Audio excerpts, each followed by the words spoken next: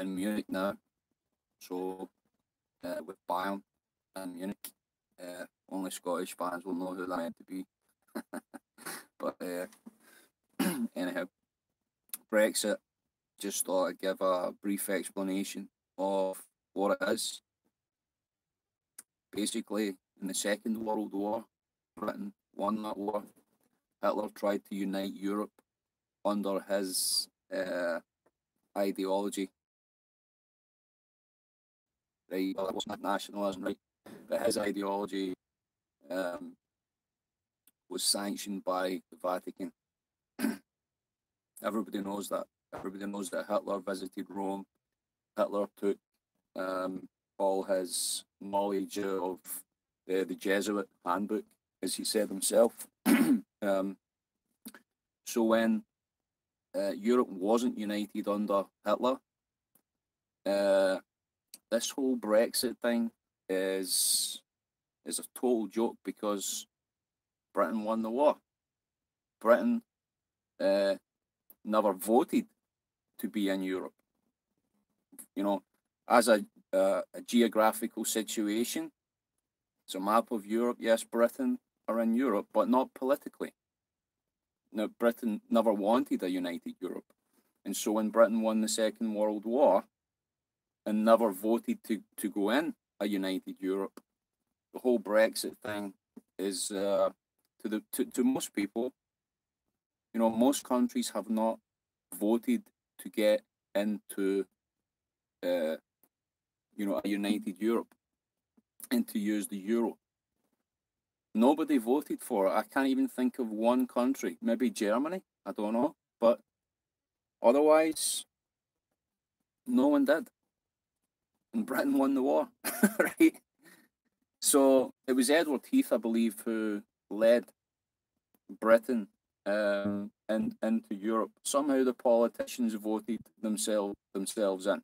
The people didn't vote to be in it. And so the whole Brexit thing, the British people, is an absolute joke.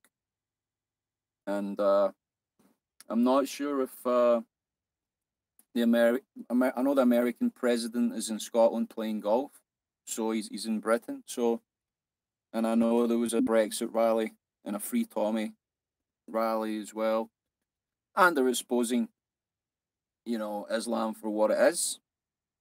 There's no problem in doing that, you know. I mean, Adolf Hitler was very much involved with a lot of imams in Islam. He actually quite liked Islam, Adolf Hitler. But you see that in Germany, they're not really liking all the Muslim rape gangs very much. So I just thought I'd sing a little song. Hopefully, I've been practicing it yesterday, so we'll see how it goes. And it's a very British song. So let's see if I remember the chords.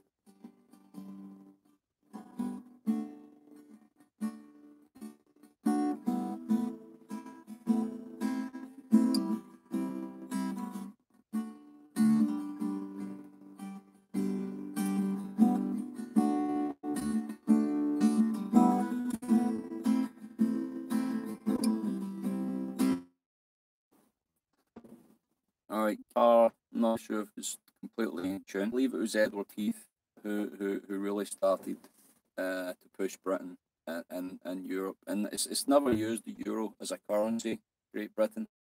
So when you understand the whole Brexit thing, that Britain owe Europe billions of pounds, why? The Brexit plan, it's 100 million, and all these. Where are these figures coming from? Like, Britain do not use the euro. You'd understand if they use the euro, you'd have to reconfigure, you know, this banking systems and different things. But Britain's never used the euro, so why all this money to come out of something that it was already in, not politically? It's very confusing indeed. But let's try and sing this.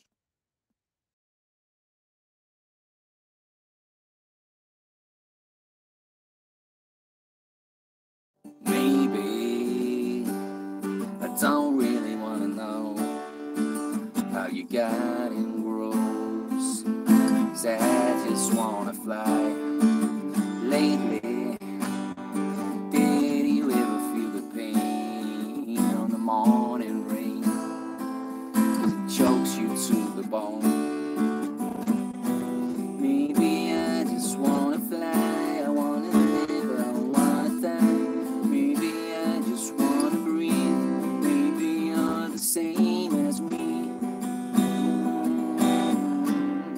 Can't remember the chords. You and I gonna live forever. No, God, I messed that one up. Totally messed that one up. My guitar isn't in tune. Really put me off, man. Really put me off. Anyway, need to keep practicing that one.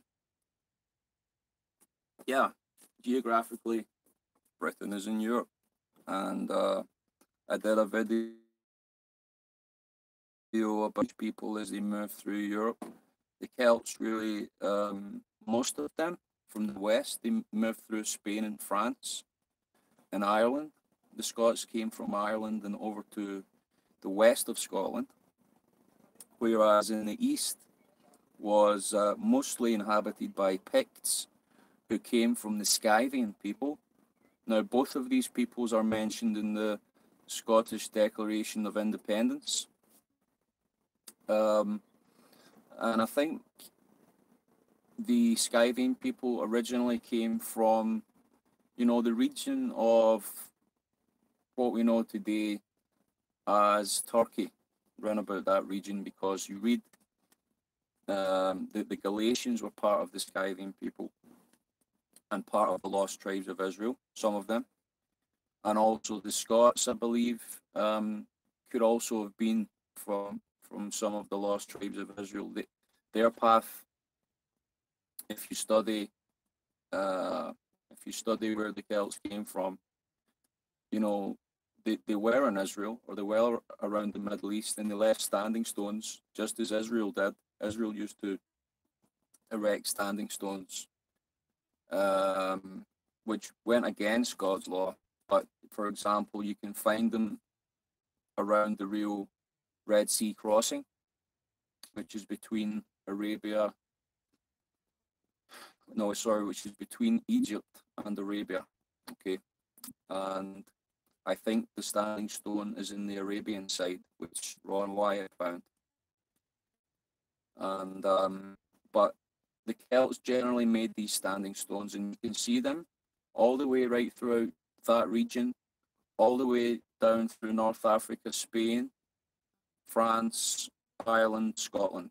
And then, of course, you get the really famous standing stones down in England, called Stonehenge. People think that it was the Celts that built that, but it could have been a giant race, because there was also giant races who were migrating throughout Europe during these times. Many different tribes were all migrating, jostling.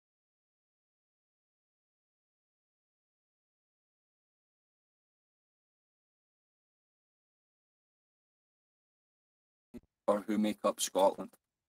And the Scythians are found also in the Baltic region, and also, just sort of scattered throughout, the world, just as the Scots are now.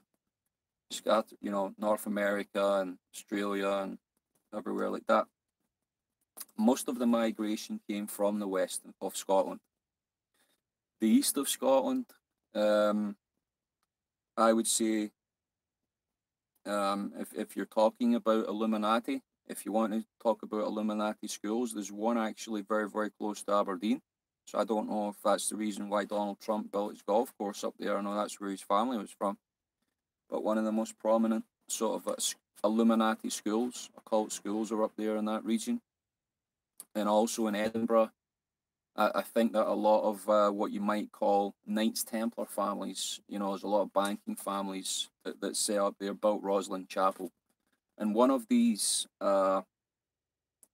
quite well-known Knights Templar families, let's see if we can find them, is this family here. That's their tartan, and that's the name. Okay, Sinclair. Now I'll just read it out.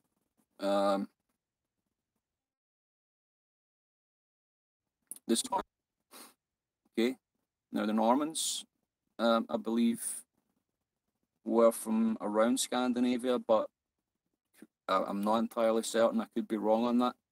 The first of the name being William de Sancto Claro, who received a grant of the barony of Roslin, Midlothian in the 12th century.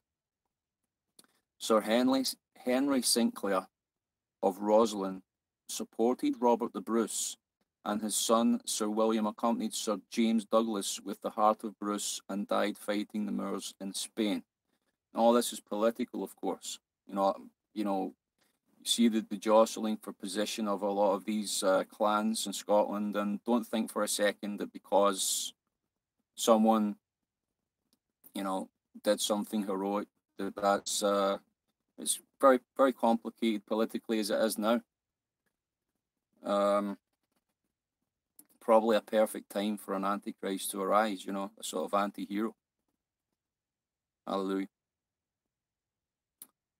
Henry, son of Sir William Sinclair, obtained the earldom of Orkney in 1379 through his father's marriage with Isabella, Countess of Orkney.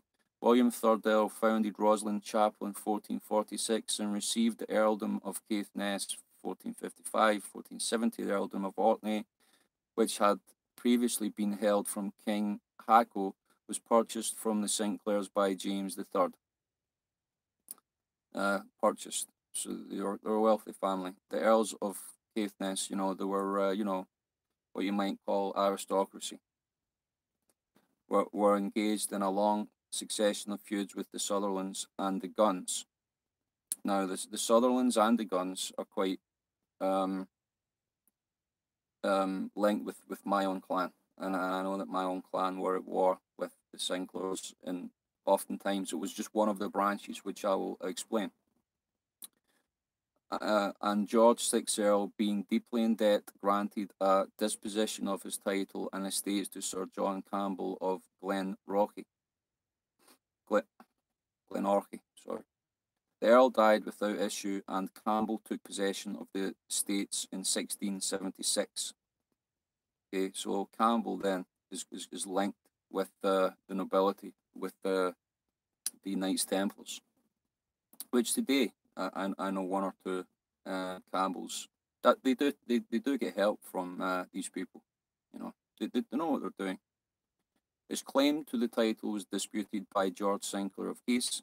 A battle in 1680, the Sinclairs were defeated by the Campbells, but in 1681, George Sinclair's claim to the title was established. The earldom thereafter passed through several families of the Sinclairs. So the Sinclairs fought again to re-establish their claim. The many prominent families of Sinclairs include the Sinclairs of Ulster, Sir John of Ulster, 1754. He's one of the foremost agriculturists of his time, voluminous writer of poetical works and editor of the first statistical account of Scotland. So you can see how authentic the history of Scotland, that's why you have to really dig deep, because there's a lot of sort of lies and things being told. For example, the tartan, which we know to identify the clans. I mean, it's a very, very long tradition in Scotland, but the kilts themselves were actually invented by I believe the Templars, but it was actually an English man that pretty much invented the concept of wearing a sort of a thing around your waist, what you might call a skirt, but it wasn't a Scotsman originally, and a lot of Scottish people don't know that history, that in fact, like going back 1,000 years, the kilt, wasn't around 1,000 years ago. It was a fairly past few hundred years, and I believe it came through the aristocracy. It came through an Englishman, which you can just Google and see actually who founded the kilt. There's a lot of information about it.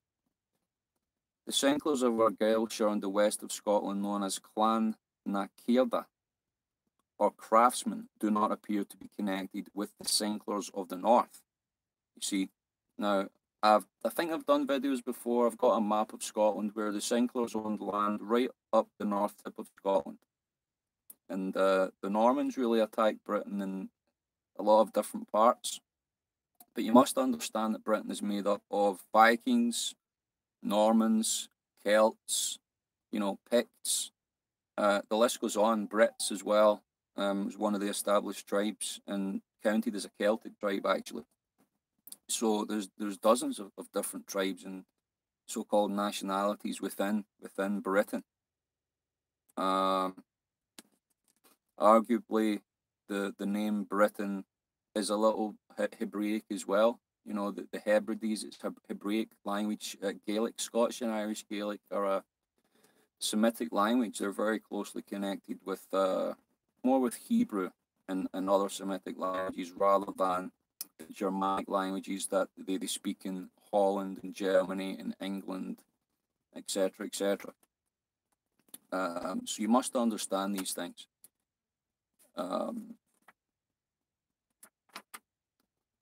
So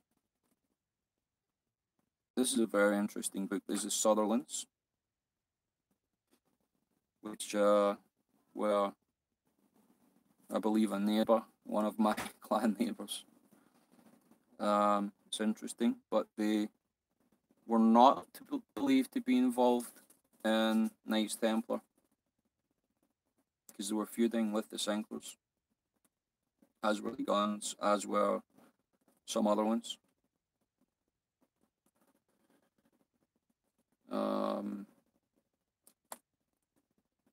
Okay, so I hope you found that interesting enough. There's the Bruce Tartan.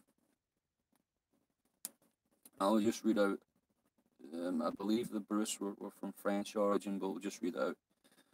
Sir Robert de Bruce, a Norman knight who accompanied William the Conqueror to England, is claimed as the progenitor of this clan.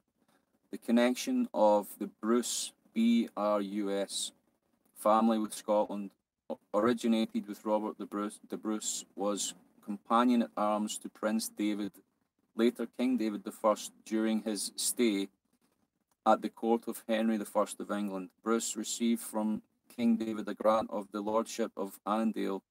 He resigned his lands to his son at the outbreak of war with England and at the Battle of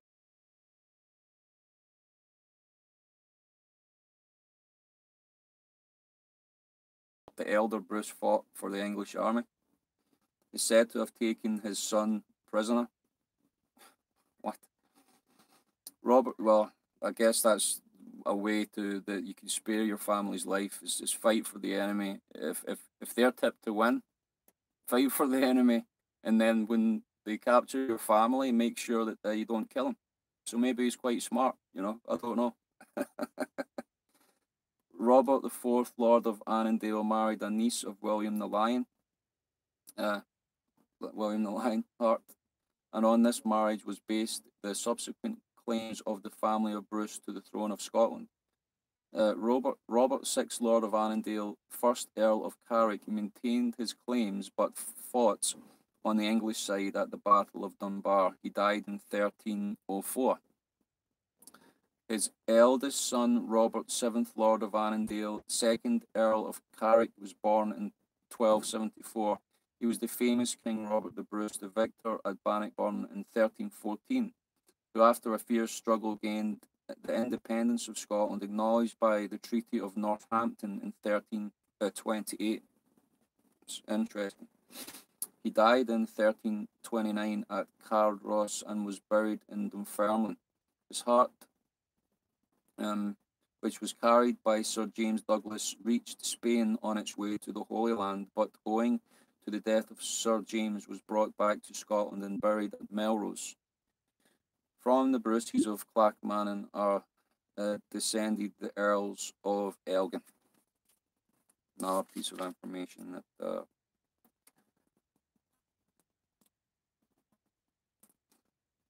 okay.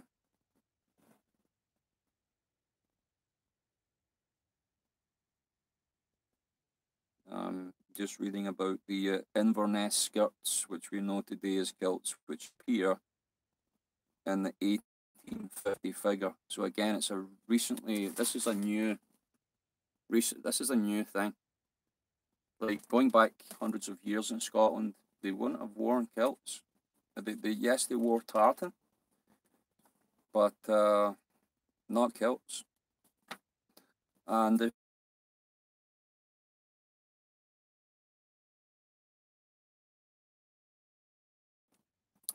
I know that the Nubians is a tribe, and some of them are in Ethiopia.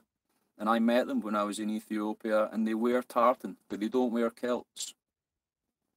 So the Nubians wear tartan. I don't believe they wear kilts, but the Egyptian pharaohs wore kilts, but they weren't tartan kilts. They were sort of, the connection hasn't spoiled some of the information that I've been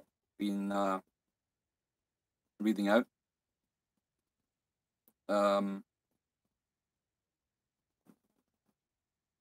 Okay, here's another one. Interestingly, Campbell, and their motto is "Forget not." Even I think the name Manasseh means to forget. You know, God wants when you sin, God wants people, you know, to forget the sin, but forget not. There you go. I mean, Campbell's, of course, they massacred the McDonald's. They massacred the McDonald's for some little thing in the past. You know, so Campbell's are very, would you say, they do hold grudges. None of the race of Dyer mid, the clan Campbell was for centuries a most powerful influence in Argyll, the west of Scotland. 13th century Archibald Campbell obtained the lordship of Lochow through his marriage with the daughter of the king's treasurer. For a long period thereafter, Campbells of Lochow formed one of the chief branches of the clan. Sir Colin of Lochow, the progenitor of the Campbells of Argyll, was knighted in 1280, and from the chiefs of Argyll received designation, etc. What's that? MacLean More, retained by the Dukes of Argyll till the present day. His descendant, Sir Duncan, was created a peer by King James II, 1445. The Duncan's grandson, Colin, was created Earl of Argyll, 1457. Archibald, the son, who was Lord High Chancellor, was killed at Flodden, 1530. And Archibald, reformer. Archibald V of Earl, although a prominent reformer, commanded the army of Queen Mary at the Battle of Langside, while his brother Colin supported the young king. Archibald VII Earl commanded the army which was defeated by the Earls of Huntly and Errol in 1594. The Battle of Langside is a very interesting one to look at.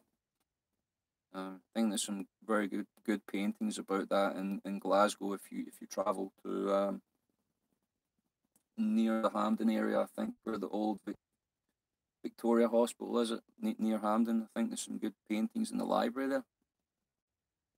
His son was the elder of the Covenanters. His son was the leader of the Covenanters. He was created Marquis in 1641, but in spite of his loyalty was beheaded in 1661. His son Archibald was beheaded in 1685 for part of the Monmouth Rebellion. Archibald X Earl returned with William of Orange, and by him was elevated to dukedom. John II, Duke of Argyll, was created Duke of Greenwich in the peerage of the United Kingdom. John IX, Duke, married Princess Louise, daughter of Queen Victoria. You know, the Campbells were very politically minded, very jostling for position. And their crest, if you like, there's their tartan, but their crest is a hog's head. You can see that there. It's a pig's head. Campbells, I would say, to just sum them up in one word, I would say volatile.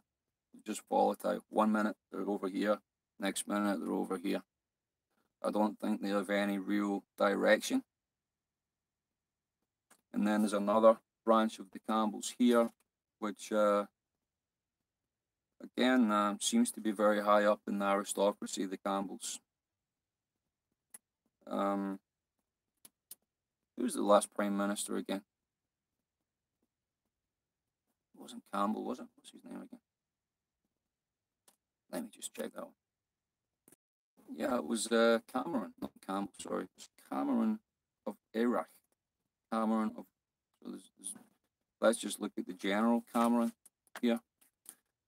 I know some of the Scottish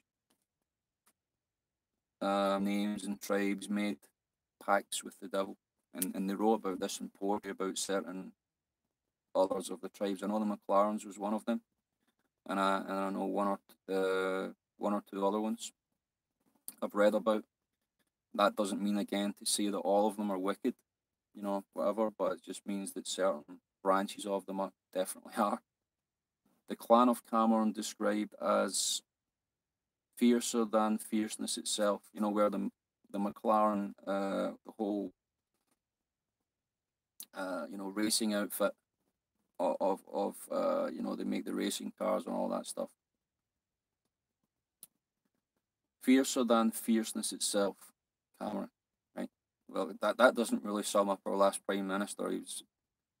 I would probably sum him up as stupider than stupidness itself. Being nice. Are reputed to be one of the ancient clans of Scotland and for centuries associated with Loch Aber. It consisted originally of three branches, the McMartins of Letterfinlay, the McGallaneys of Strone, and the McStorleys of Glen Nevis. The Camerons of Lochiel descended from the Strone branch and are said to have obtained their lands and chiefship of the clan through intermarriage with the Letterfinlay branch. For a time the clan were subject to the Lords of the Isles, and John assisted Donald, Lord of the Isles, at the Battle of Harlow, 1411. Later, however, the Camerons withdrew from their association with their powerful allies, and a long period of feuds followed.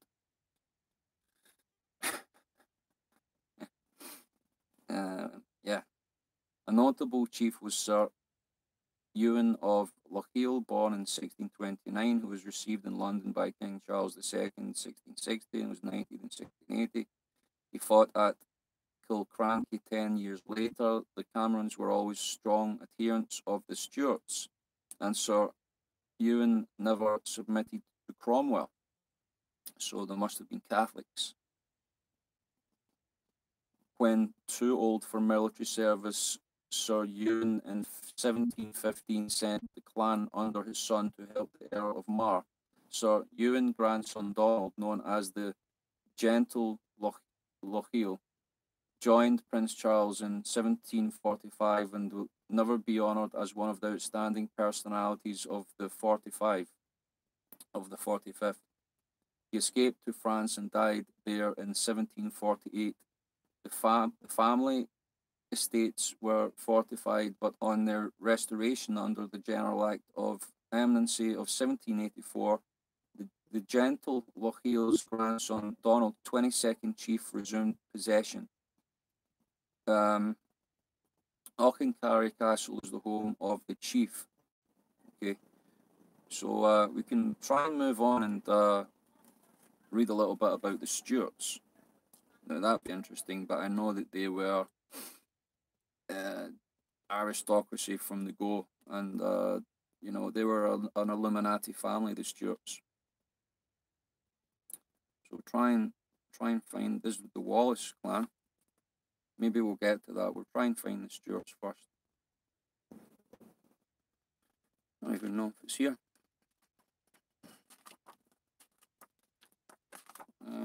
Stuart Royal, there we go. Oh, there's actually 5 different Stuart tartans. There we go. There's the first one. There's the badge. Badge is like the eagle. You see? See what you have in Germany? The real, I would say even reptilians. There you go. But there you go. There's the other clans of the Stuarts there. Hunting, dress, and royal, I think, and whatever. And then there's another Stuart here of Apin, which actually look at that tartan. It's very interesting, isn't it? It's like a computer program, that one. Let's just read this out. Here we go. The reptilian Stuarts. You see the phoenix or the eagle, which is synonymous with Bavarian Illuminati, who run the Masons really, and you know, stroke our Knights Templars banking system, you name it. Basically, these are sort of high occultists, high aristocracy, and I believe they could be reptilians. The Stuarts are descended from Walter, the son of an Anglo-Norman baron who came to Scotland in the 12th century. What does that tell you straight away? Anglo-Norman. The Stuarts were never Scottish. They didn't come from Scotland. And those who speak of Scotland as if it's like some type of you know, what would you say? Like the whole country is run by Knights Templars and all that. Now a lot of the stuff, yeah, they might be involved in it, but listen, you got to understand history of a country before you condemn it, you know. and who was appointed high excuse me, and was appointed high steward of the royal household. I say steward of the royal household by David I. Walter also received lands in Renfrew, Paisley, Pollock, Cathcart, and elsewhere. The office of high steward was made hereditary to the family by King Malcolm IV. James V, High Steward, bravely supported Sir William Wallace and Robert the Bruce in their struggle for Scottish independence. May have benefited them, who knows, or just backing some political movement. Doesn't really mean anything.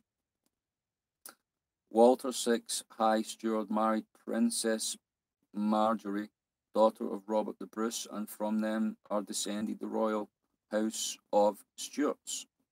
The male line of the royal Stuarts ended with the death of 1807 Prince Henry, Cardinal Duke of York, brother of Prince Charles Edward. Many noble families were descended from the royal line. The Stuarts have held or hold the dukedoms of Albany, Rothesay, Lennox,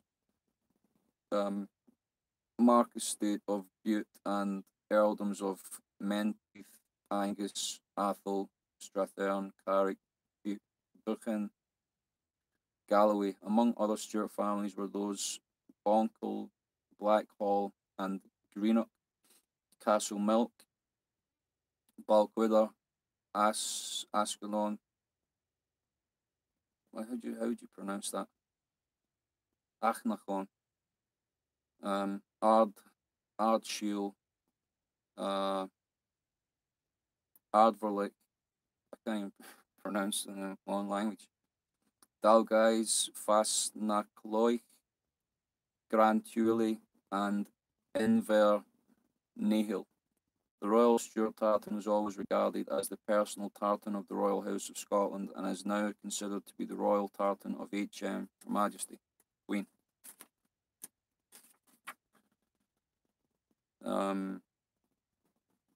Okay. So it's just talking about that some of them, yeah, they supported the Jacobites and so on. Okay, they're quite nationalistic, the Stuarts. And one of the other badges here for the Stuarts of Appin, which I believe is a different branch who supported the Jacobites. There we see their logo is a unicorn. So I think they came from a different heraldage. Sir John Stuart of Bonkle. Hallelujah. So I think they were a different branch, and maybe they were the good guys. I don't know. It's good guys and bad guys in every clan. Now Wallace, we'll just finally read this one out. Wallace, their badge is just basically a man holding a sword, as if to bring it down. In the old Latin documents of the term Walnesis or Walensis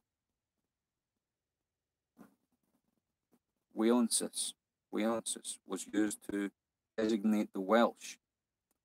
But in Scotland it was used more particularly to designate the Britons of Strathclyde. So that's where some of the clans of the Britons were. as I was explaining before, who were of the same stock. From this word, the name Wallace is derived. So Wallace is a Celt. He's a real Celt. Richard Wallace in the 12th century obtained extensive land in Ayrshire in the district known as Riccarton. His son Henry Waleas acquired lands in Renfrewshire, and his descendant Sir Malcolm Wallace of Earlsey was the father of Scotland's greatest patriot, Sir William Wallace, who was his second son. In his early years, Wallace and his mother had to take refuge near Dunipace from the English, from the Wallace's refuge, to do homage to Edward I. While still very young, Wallace became the leader of a company of patriots, and his harassing tactics against the English earned him the support of many nobles. His reprisal against the garrison of Lanark for the murder of his sweetheart and the burning of the barns of Ayr in revenge for the murder of his uncle and other gentlemen who had invited to a conference gained him still more supporters. His military genius made him hated and feared by Edward I, and his only defeats were brought about by the jealousies and treachery of nobles forming his own armies. By treachery, he was captured by Rob Royston near Glasgow and delivered to Edward I by Sir John Menteith. Wallace was brutally executed in London in 1305, but his example kindled a spirit of independence in Scotland that was never extinguished. The Wallaces of Craigie, of Cessnock, of Kelly, and of Cairnhill were all descendants from the original family of Riccarton in Ayrshire. And I think from my grandmother's side, there's a link to some of these areas and names there that were mentioned. Okay, Jacobite in Caledonia. It's a Jacobite clan. And the original name for Scotland is Caledonia. And so, not really sure why I've reviewed a lot of the clans, even though this is about Brexit, this video. You'll see, let me just check something and I'll come back. I don't think I'm going to have another go at singing Live Forever by Oasis. Maybe I will, maybe I should. Nah, I'll wait. I'll do a bit more practice. But anyway, I hope you have enjoyed, hopefully some preaching at some point. Trying to finish this painting. It's taking me a little while. But it's for another brother and sister in the Lord who've helped me out. So, talk to you guys later. God bless you.